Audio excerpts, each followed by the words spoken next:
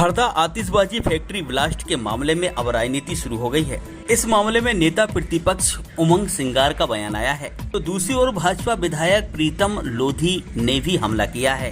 कांग्रेस विधायक नितिन राठौड़ ने भी इस मामले को लेकर अपनी बात कही है। दूसरी ओर भाजपा विधायक भूपेंद्र सिंह ने भी पलटवार किया है। तो इधर कांग्रेस के हरदा विधायक अपने गले में रस्सी बमों की माला पहनकर विधानसभा क्षेत्र पहुंच गए। हालांकि विधानसभा भवन के सुरक्षा कर्मियों ने उनको अंदर नहीं जाने दिया, लेकिन उनका कहना था कि अगर पटाखा फैक्ट्री कारखाने के मालिक का मेरा संरक्षण था तो मुझे फांसी होना चाहिए। फिलहाल यह मामला विधानसभा में गूंज रहा है। हालांकि मुख्यमंत्री डॉक्टर मोहन यादव के द्वारा सभी प्रबंध हरदा ब्लास्ट को लेकर किए जा चुके हैं। आदर्श न्यूज के लिए भोपाल से पत्रकार नजर खान की रिपोर्ट। ये बहिर्गमन का सीधा सीधा हमारा मुद्दा था कि हमने स्थगन लिया था और इसीलिए कि सरकार से कोई आश्वासन मिलेगा, प्रॉपर घटना की जांच होगी।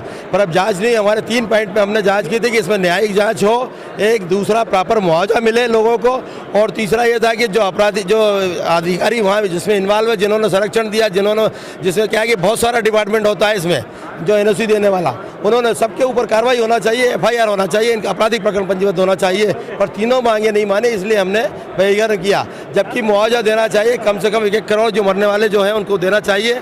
जो ज़्यादा घायल, जिनके हाथ चले गए, पैर चले गए, उनको कम से कम 10 लाख रुपए मिलना चाहिए जिससे जीवन यापन कर सके, और कम से कम जो घायल हैं उनको 5 लाख रुपए मिलना चाहिए जिससे वो अपना घर की व्यवस्था कर सके। जिनके मकान टूटे उनके मकान मिलना चाहिए, जो मकान खराब हो गया, उनको टूट गया, मकान पूरा बर्बाद हो गया।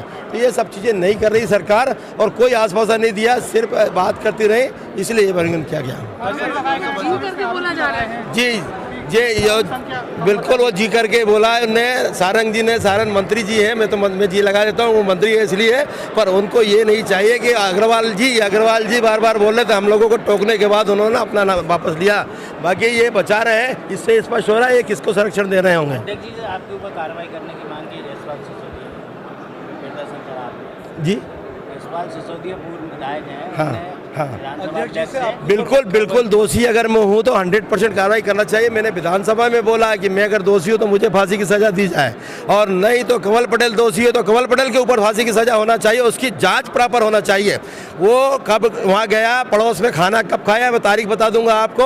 वहाँ पड़ोस से उससे चंदा लेके आया, चंदा तो दिखता नहीं है, पर चंदा लेके आया, क्यों गया था उसके पड़ोस में, ये बताइए, ये क्वेश्चन मार्क बनता है। इसके साथ में आप मंत्री थे, आप विधायक थे, आपके क्षेत्र में इतना बड़ा कारखाना कैसे चल रहा था, कैसे इसे इकट्ठा कर रखा था, आपकी सरकार है। तो दोषी तो ये, अगर विपक्ष के विधायक का, पूर्व विधायक, मैं तो विधायक तो अभी बनाऊँ, पूर्व विधायक कितनी चलती तो मैं मुख्यमंत्री होता, ये बनते क्या मोहन यादव जी मुख्यमंत्री, मेरे को होना चाहिए। ये इनकी सरकार है, और सरकार आरोप दूसरे के ऊपर पड़ रही है, एक शरीफ विधायक के ऊपर।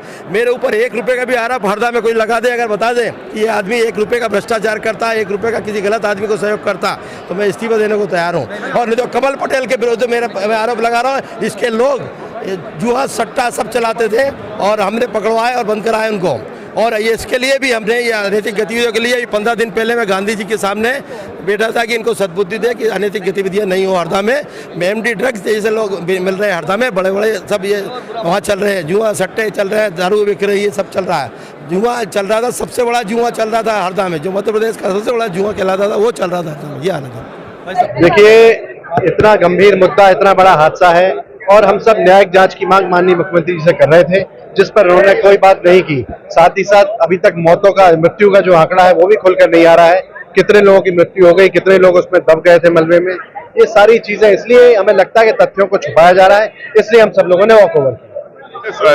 हमने बैठ के पूरे भाषण सुना उनके भाषण को हमने मुख्यमंत्री जी से, हमारी ये सबकी मांग थी विधायक दल की कि एक न्यायिक जांच हो, निष्पक्ष जांच हो।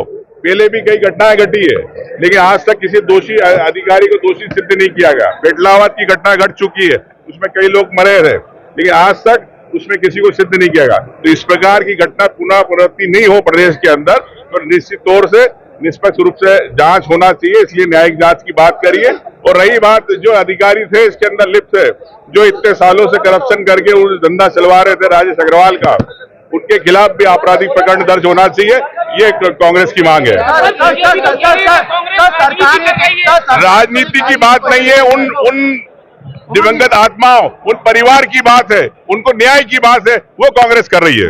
लेकिन सरकार ये कह रही है कि पुलिस को नहीं छोड़ेगी, इस पर कार्रवाई की जाएगी। सरकार कह रही है, लेकिन पिछली भी घटनाएं घटी, पहले भी पेटलावत इतना बड़ा कांड हुआ, आज तक किसी दोषी को नहीं, अधिकारी को सिद्ध किया गया। तो ये आप देख सकते हैं कि घटना सरकार अधिकारियों के लिए चल रही है, जनता के लिए नहीं चल रही है। धन्यवाद। एहसान करना मुझे ये राजनीतिक लगता है, क्योंकि इस स्थगन में जितनी गंभीरता से चर्चा हुई है, विपक्ष की ओर से लगभग 7-8 सदस्यों ने अपनी बात रखी है और बिंदुवार माननीय मुख्यमंत्री जी ने उसका उत्तर दिया है। माननीय मुख्यमंत्री जी ने यह भी स्वीकार किया है कि इसमें जो भी लापरवाही होगी और जो भी आवश्यक कार्रवाई होगी करेंगे और किसी भी दोषी को छोड़ा नहीं जाएगा। मुख्यमंत्री जी स्वयं मौके पर गए, उन्होंने मौके पर देखिए, न्यायिक जांच का विषय तब होता है जब कोई ऐसा तथ्य सामने आए कि जिससे न्यायिक जांच की आवश्यकता लगे। हमारे वरिष्ठ IAS अधिकारी इसकी जांच कर रहे हैं और उसके बाद कोई विषय रह जाएगा तो सरकार विचार करेगी। तत्कालीन कमिश्नर की कार्रवाई पर उंगलियां उठ रही है कि उन्होंने स्टे दे दिया था, इस कारण वो सारा जांच में आएगा। मुख्यमंत्री जी ने कहा है कि इसमें जो भी दोषी होगा हम किसी को छोड़ेंगे। देखिए गलत हुई है, हमारे मुख्यमंत्री उसमें बहुत सक्रिय है, पूरी पार्टी सक्रिय है उसमें, मुख्यमंत्री जी पहुंच भी गए थे। अब कांग्रेस में कुछ बचा तो है नहीं है, अब तो ये फालतू के चिल्लाना चोटना, फालतू में शोर मचाना बेमतलब की, क्योंकि लोकसभा चुनाव आने वाला है। अब उनको कोई मुद्दा नहीं मिल रहा है, न कोई उनको जगह मिल रही है, विकास की बात करते नहीं है, अपने जांच की बात करते नहीं है, केवल शोर मचाना, ऊधम करना। चम्बल की गहराइयों में दफन हो चुकी है कांग्रेस, अब निकलने वाली है नहीं है। अब लगे हैं बेमतलब में ऊधम मचाने, कहते क्रिश्चियानी बिल्ली खम्बा नोचे। बीजेपी के कार्यकर्ता है। नहीं, वो तो बचा रहे कांग्रेस के लोग, हमारे कंट्री में बचा रहे। हमारे लोग तो विकास की बात करते हैं, काम की बात करते हैं, देश बचाने की बात करते हैं, देश की सेवा करने की बात करते हैं, गरीबों की बात करते हैं। पीछे लोग खड़ा हुआ व्यक्ति है हमारे अंतिम पंक्ति में, उसको आगे लाने की बात करते हैं। लेकिन ये ऐसा नहीं करते जैसा ये करते हैं, सदन चलने नहीं देते हैं, मुद्दे की बात करते नहीं है। तो इनका काम है ये केवल विघ्न फैलाना और शोर मचाना, बस।